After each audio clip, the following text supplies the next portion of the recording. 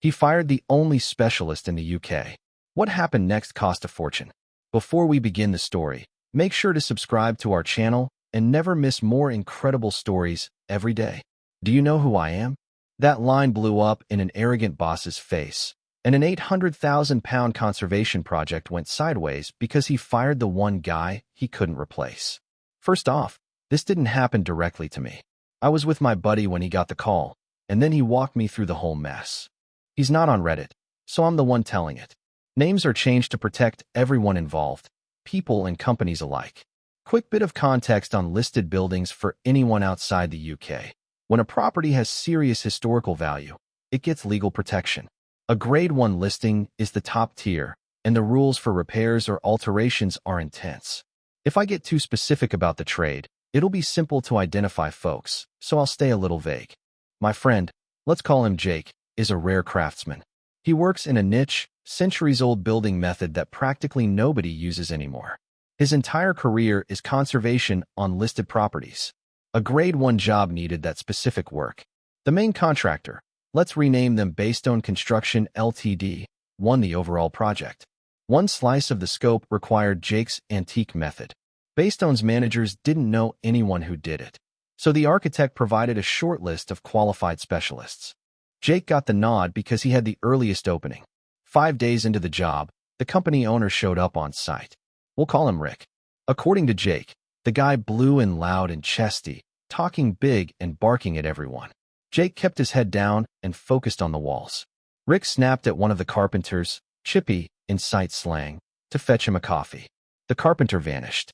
Rick stomped around, ranting about delays and how the job was bleeding money. 15 minutes after the carpenter disappeared, Rick spun on Jake. Rick, where's that effing Chippy with my coffee? Jake, no idea. Rick, go find out. Jake, not my job. I'm here for this scope, he said, pointing at the wall. I don't work for Baystone. Rick, don't care if you're an employee or a sub. You work for me. Go get my damn coffee. Jake, first, don't talk to me like that.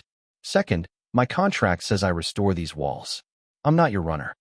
Rick, oh, you don't like being talked to like that? Who's your subcontractor? Jake, none.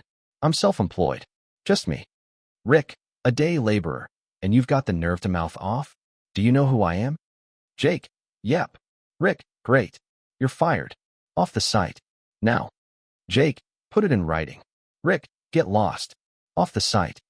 Jake took out his phone and started recording. Jake, I'll go. I want it on record that you told me to leave. Rick grabbed Jake's wrist and screamed into the phone. Get off the site, you idiot. You're fired. If you're here in 10 minutes, I'll have you thrown out.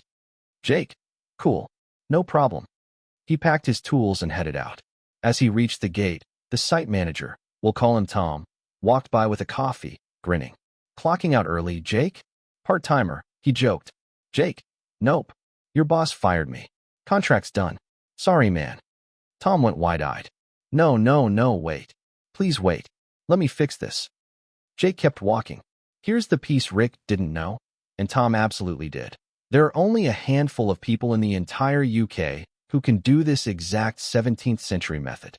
Jake later clarified it's about 8 small businesses total, roughly 20 people, not 7 individuals, but still, a tiny pool. Everyone's booked out for months. Jake was the only one with a window. By the time he got home, this was a Thursday, he had 12 missed calls. That meant 2 working days were already blown. Jake said he'd consider coming back, but only if he was paid for the lost time and got a face-to-face apology from Rick. When I met up with Jake, Tom happened to call again. The boss apologizes, but he's out of the country, can't do it in person. Jake told me he'd also phoned the other specialists to give them a heads up. Baystone had already begged everyone on Friday. Nobody could take the job, they were all slammed. He also called the architect, we'll call him Dr. Campbell, because sometimes shady contractors try to fake the method to get around the rules. Jake wasn't going to let that slide. He stuck to his terms. Pay for the missed days plus a real, in-person apology. He was pretty sure he'd get both. I joked I'd pay money to watch that apology. Update 1. Tom called to say Rick told him to threaten legal action if Jake didn't return. Tom sounded embarrassed. Jake reminded him he hadn't walked off. He had video proof of a firing. Not long after, Tom rang back. Rick would apologize in person on Friday. Could Jake start tomorrow, Thursday? Jake said no, and reset the terms because of the legal threat. 1. Apology F2F before any work restarts. 2. Added pay for wasted days. 3. Full contract value prepaid before he lifts a tool. 4. All of it done by Thursday, the last day he could begin and still finish before his next booking, if he also worked weekends. I asked why he didn't tack on a big pain in the neck surcharge for Rick being a world-class jerk. Jake said taking advantage of panic money looks bad in conservation circles. Not the done thing, he told me, like an 18th century gentleman with a tape measure. Clarification Jake gave me later. When he said there were 7 others, he meant 7 other outfits besides his, roughly 20 people total. Still tiny, just not comically small. My bad. Update 2. Looks like there won't be an apology. Tom took the blame for not briefing Rick about the rarity of Jake's skill set and got fired. Jake contacted Monica, the operations director at Baystone, Rick's number 2, and told her the apology was off the table because he wouldn't be coming back. Monica apologized for everything and offered to renegotiate the money, very generously. Jake declined. He said the only reason he'd considered returning was as a favor to Tom, the original site manager. With Tom gone, Jake felt zero obligation. Monica said she'd come back to him, but didn't explain why. I asked Jake why he didn't just say, "Give Tom his job back, or I'm out." Jake said Rick's too petty to take orders from a craftsman. If it wasn't the company's idea, it wouldn't happen. Tom's excellent at his job, but he's 61, just 4 years from retirement. So this hit hard. Honestly, I liked Jake before. I like him even more now. Update 3. It was 2 a.m. when we got back from the pub, and Jake had a voicemail from Tom. Here's the short of it. Jake had brought the architect up to speed earlier that day. The architect then called Tom about a site manager opening at another company. Tom phoned Jake around 9 to say thanks, and to ask Jake's favorite drink so he could send a bottle. Tom didn't have the new job yet, but he had an interview Friday, and the architect's recommendation carried weight. Jake tried to refuse the bottle. Tom told him, "You set this in motion. You told the architect I'd been sacked. Because of you, I never have to deal with that obnoxious blowhard again." Tom didn't say Rick, but we know who he meant.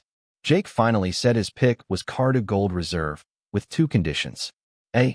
Tom only sends it if he gets the job, and B. He has to come over and share the bottle with Jake. Apparently, the handsome scribe who did the heavy lifting of writing this saga down me didn't get included in the whiskey plan. Jake's exact poetry to me. Beat it, knucklehead. Buy your own drink. There's more good news, mostly. Except for one thing. We won't get to watch Rick choke out that face-to-face apology. I was truly looking forward to that. Extra background. Jake and Tom actually know each other outside work. They both volunteer with local charities in the same town. Different groups, but lots of joint projects. Tom's with Rotary, Jake's with Round Table. Monica from Baystone later called Jake back and floated rehiring Tom and sweetening the money. Jake told her they'd missed the window. Even if he wanted to bail them out, there was no way he could finish before his next contract. Absolute minimum left on the grade 1 job. 11 days if everything went perfectly. His next project started November 4th. That gave him 10 days even with weekends, so it was impossible. I wish I could be a fly on the wall when Rick is told that. Bad news first. Tom, the site manager, didn't land that other full-time job after all. He met the company, but they passed on hiring him outright. He and Jake grabbed coffee Sunday to talk it through. You could see Jake felt awful even though none of this was on him. Tom decided he's filing for unfair dismissal. Then the fog lifted a bit. We'd misunderstood Friday's meeting. The company didn't bring Tom on as a regular employee, but they offered him an 18-month fixed-term contract to run a distribution center build, slightly better pay than at Baystone Construction. Not perfect, but a solid bridge. There's a chance they'll extend it if new work arrives. Meanwhile, word reached Jake that Baystone had found a replacement for the specialist work, a Bulgarian craftsman flying in. Jake grinned and said he had a hunch how this would go. There's a 19th century Sophia technique that looks similar to the 17th century English method required on grade 1 jobs, but 2 key materials are not the same. His prediction, the new guy, doing his best, would use the wrong tradition. Jake's plan was patient and principled. Let the Bulgarian finish and get paid. Don't risk another tradesman's paycheck. then tipped the planning department, the client, and historic England on how to test the two critical ingredients. If the materials were wrong, the fix would be brutal: rip it out and start again. Those are the rules on Grade I, and they're strict for a reason. How soon will you know? I asked. Jake said there are only a few UK suppliers for one obscure material, and just one had stock big enough for this site, because they'd brought it in for him. If the new guy ordered locally, it would ping the grapevine. If he imported by truck and ferry, it might be invisible a while. Either way, Jake would wait until the man got paid. I won't send someone home empty-handed just because I can't wait to drop Mr. Big Shot in it, he told me. The guy's got to make a living. Update 5. The replacement starts fast with the wrong stuff. News trickled in. The Bulgarian, named Stefan, hit the ground running. He had materials delivered from a standard builder's merchant. The specialty component you need for the Old English method? Not ordered from the UK supplier that had enough on hand. Jake checked all 3 sources. Unless it was coming from overseas by road, Stefan was using modern substitutes. Jake's stance didn't change. Even if he wasn't furious with Rick, he'd flag it. He's a conservation purist, and these buildings are his heartbeat. The waiting started. If Stefan stuck with modern products, the work would go faster. Authenticity takes time because traditional materials cure slowly. Jake joked I should stop calling him every few hours for intel. Our texts devolved into juvenile banter until he hung up on me for being a tidy little neat freak. Update 6. The inspection hammer drops. 2 weeks later, Stefan wrapped and flew home. Everyone who met him said he was a good guy and a machine. 12-hour days plus weekends to keep his costs down. Jake was relieved he'd waited. He'd already confirmed none of the obscure material had been purchased in the UK. Maybe it came by road, but no one on site saw a foreign shipment either. Time to pull the cord. Jake wrote the local planning authority, the client, the architect, Dr. Campbell, and Historic England. He laid out the concern and proposed the simplest non-destructive test. Then he waited, white-knuckled. I'm not proud of how emotionally invested I got in someone else's building, but there I was, pacing. The architect called first, furious. Wrong method, wrong materials. Stefan had applied a 19th-century Bulgarian approach where 17th-century English was mandatory. Dr. Campbell, normally polished, called Rick an ignorant expletive wobble on the phone. I didn't ask what that meant. I just nodded like I knew. The planning officers then made a site visit. They ordered the contractor to remove everything Stefan had done and redo it properly. But during the walkthrough, inspectors spotted something worse. A seemingly minor internal feature, actually part of the historic roof structure, had been removed and swapped with a modern support. Faster, cheaper, and totally illegal on a Grade I. The crew didn't realize the significance. Guess who had insisted on the quick option? Rick. Destroying protected fabric on a listed building is a criminal offense. Prison is on the table, and huge fines are standard. Baystone's leadership started finger-pointing. Rick claimed he never approved it. The project manager had email proof he did, and said Rick tried to bribe and then threatened him to bury the email. The PM not only refused, he told investigators Rick told him to lose it. A lawyer friend later said that's witness tampering and destruction of evidence territory. On Tuesday the 19th, the client kicked every Baystone employee off-site and brought in examiners. They started tendering anew to conservation specialists and prepared to sue for the redo. The architect put the repair estimate around £800,000.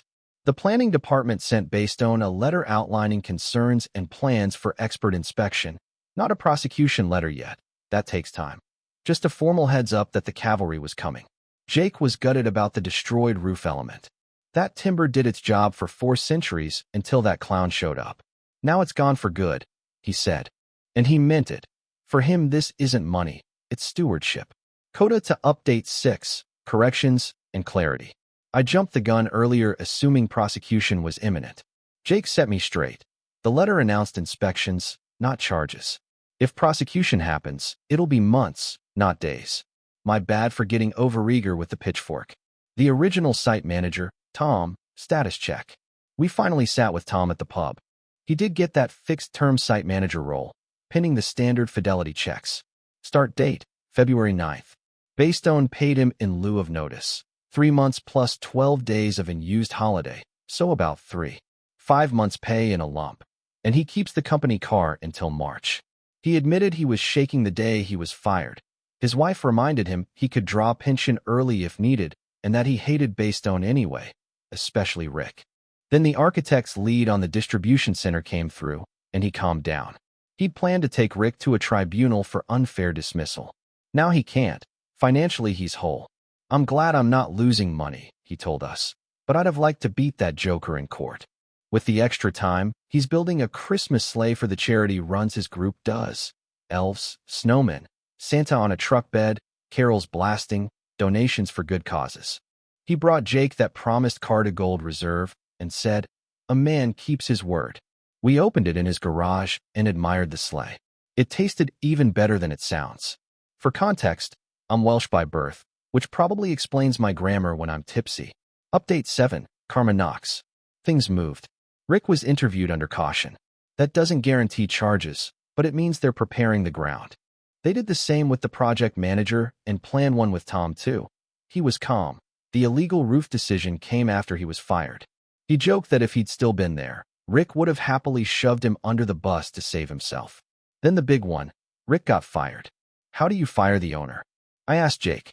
Turns out Rick didn't own it outright. He inherited the company with family, and his brother and cousin together hold over 50%. They voted him out. According to Louise, in accounting, name changed, leadership panicked. They were fine letting Rick run things while the money rolled in. Now they're staring at a blown contract, penalties, and potential fines, and that cash cow looks sick.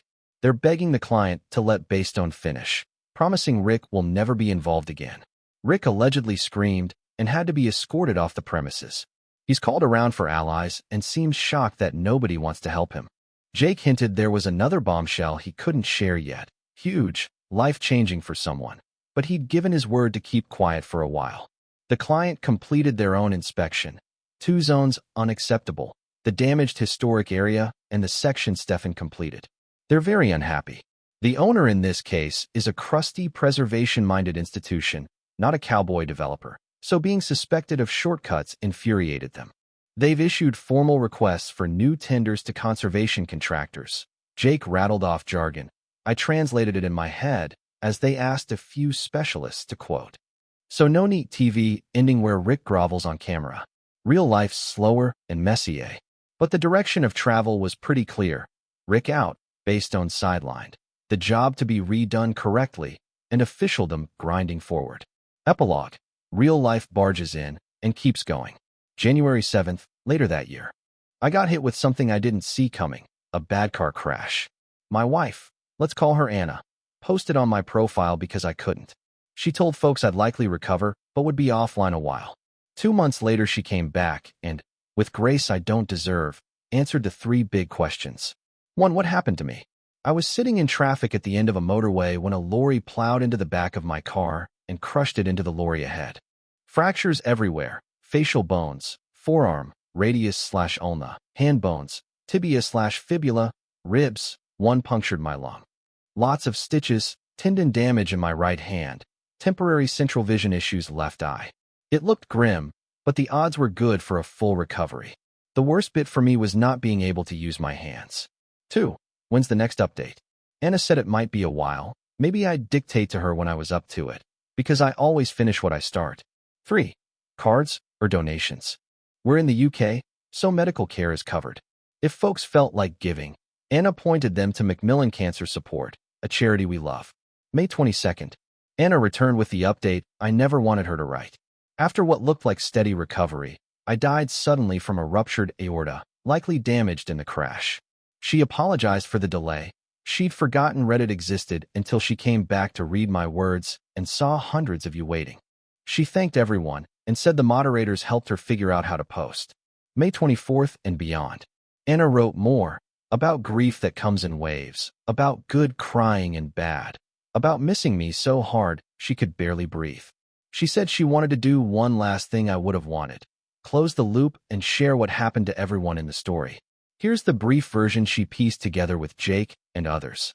Tom, site manager, started the fixed-term contract as planned. When COVID hit, permanent staff were furloughed or laid off, but because Tom was on a fixed-term contract, the company was obligated to keep paying him. The deal he thought was second-rate saved him. Rick, The owner was forced to divest his shares, signed a personal liability agreement if the company's liabilities exceed its value, meaning his own assets are on the hook. He hadn't been criminally charged yet, but investigations were ongoing and slow. Classic listed building cases. There'd also been a prior warning in 2011 for a lesser listed building issue. During the probe, HMRC got tipped about possible VAT fraud. If that sticks, prison is likely.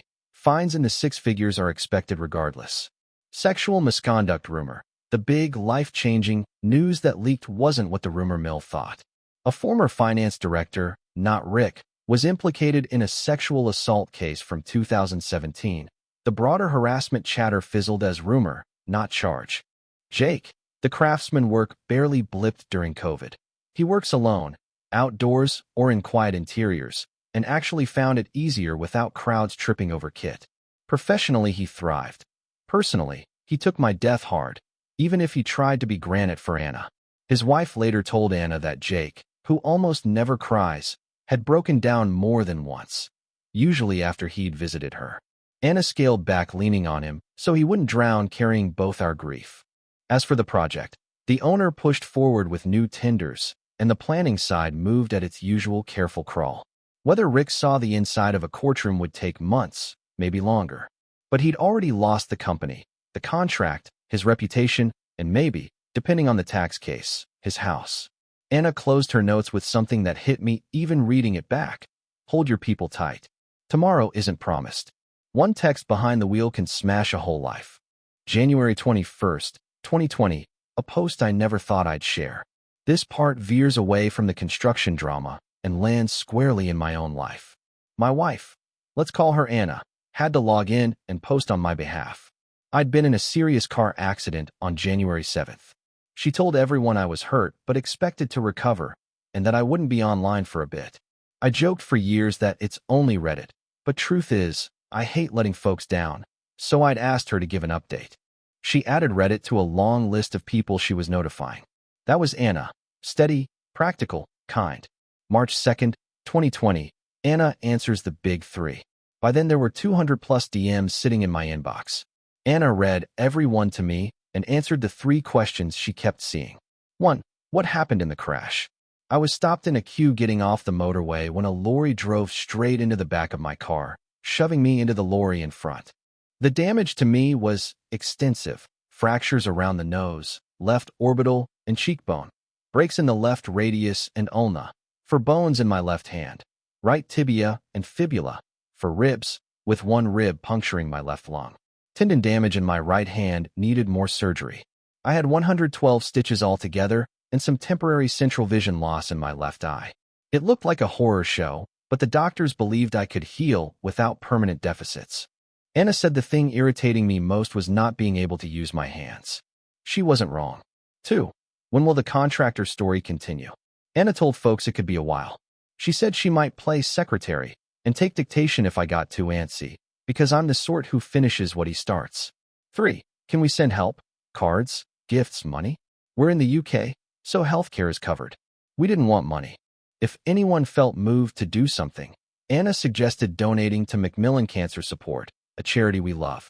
May 22nd, 2020, the post that broke all of us. Anna returned with the hardest update imaginable. I'd seemed to be recovering, and then I collapsed and died suddenly. The cause was a ruptured aorta, almost certainly damaged in the crash and missed, apparently not uncommon in high-impact collisions. The staff fought for me, but there was no saving it. Anna apologized for taking so long.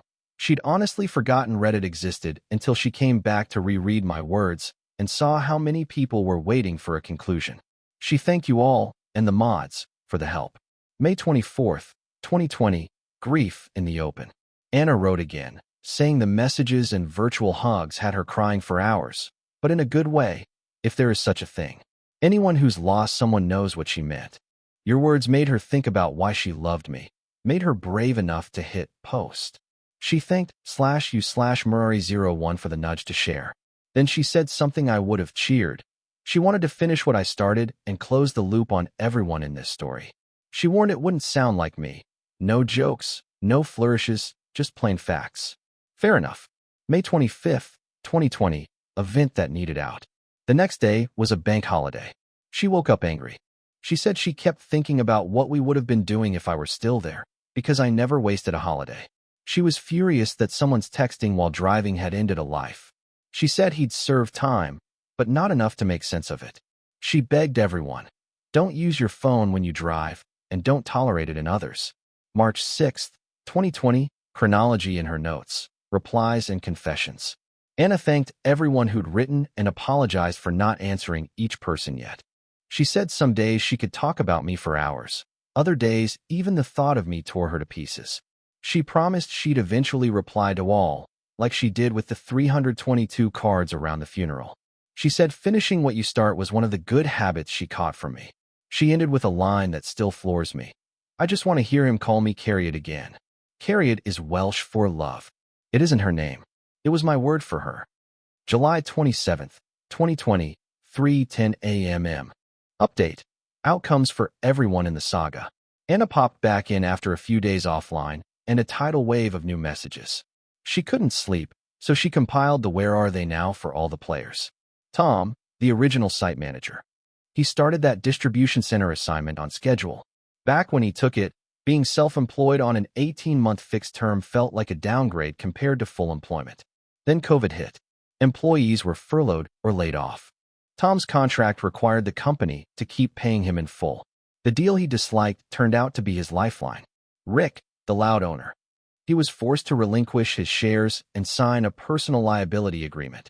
If the company's debts outstrip its value, his personal assets cover the difference. He had to step away entirely for the firm to keep trading. His presence scared clients and lenders. He hadn't been criminally charged yet, but investigations take time. There was also a 2011 warning on a smaller listed building issue that resurfaced. During the new probes, the local authority flagged irregularities to HMRC. Now Rick was under review for VAT fraud. If that sticks, prison is likely. Even without it, the fines for the listed building damage would be 6 figures. Someone in the original thread called it an expensive cup of coffee. Understatement of the year. The rumored assault case. The huge life-changing news folks whispered about wasn't Rick. A former finance director, not Rick, was connected to a 2017 sexual assault accusation involving a PA. Broad gossip about widespread harassment fizzled as rumor, not charge. Jake, the specialist craftsman. Professionally, he barely missed a beat during COVID. He works solo. Distancing was natural. In his words, no crowds around to trip over my gear or jab planks into finished work. Personally, he didn't do well. Outside family, Jake took my death the hardest. He kept a brave face with Anna, rock solid.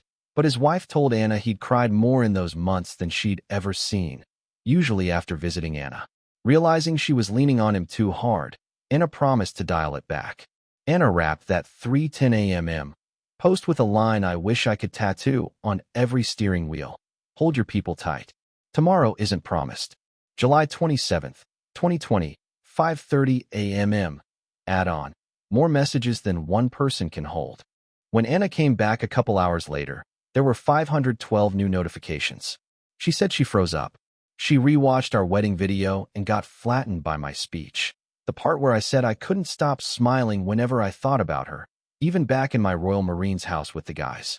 On our wedding day, that line made her smile. That morning, it broke her. She wrote that the pain didn't feel like it was easing. It felt like it was deepening. She confessed that if I couldn't come back, part of her wished she'd been in the car with me. She reminded herself I was an atheist who believed you get one life, so you don't waste it, and that I'd hate the idea of her hurting herself. She wrote all this because she didn't want to terrify people she knew in real life. Writing here felt like shouting into a diary. She ended with Welsh. Nosta, Carried. Good night, my love. August 31st, 2020, our anniversary. Anna said she'd been replying to hundreds of messages, but 92 still sat unanswered. Our anniversary arrived, and she dreaded it, and then felt empty. She watched our wedding video again, cried again, answered a few more notes, and mid-reply was hit with a thought that leveled her. That all the best happiness of her life had already happened and finished. That anything she tried from here on would be haunted by the phrase, Mark should be here. She wrote that from now until the end, life might feel like existing, breathing in and out while days slid by. She apologized and signed off with a plea I'll underline one last time. Hold the people you love like you might lose them tomorrow. Don't drift through thinking your bubble is permanent. One careless driver can smash it all. Quick roll up to keep it crystal clear. The project, the grade 1 site work done by the replacement, was ruled wrong method plus wrong materials and ordered removed and redone. An internal historic element was found destroyed, allegedly at Rick's direction. Email evidence supports that, which triggered expulsion from the site, retendering, and potential criminal and civil consequences. The money. The architect estimated £800,000 just to put right what went wrong, not counting legal penalties. The company, Rick's family partners, removed him. He later divested. The business tried to convince the client they could continue without him. Investigations into listed building violations and possible VAT fraud were ongoing. The people. Jake stayed booked and kept his integrity intact. Tom landed on his feet via a contract that ended up protecting him during COVID. Monica, ops, did damage control. Dr. Campbell, architect, went nuclear when he confirmed the wrong work. Stefan, Bulgarian specialist, worked like a horse, got paid, but used the wrong tradition, likely unknowingly. Rick paid the price for arrogance, professionally, financially, and possibly legally. Me and Anna. We didn't get the ending we wanted. But if you've read this far, do one thing for us. Don't touch your phone when you drive. And tonight, tell your people what they mean to you.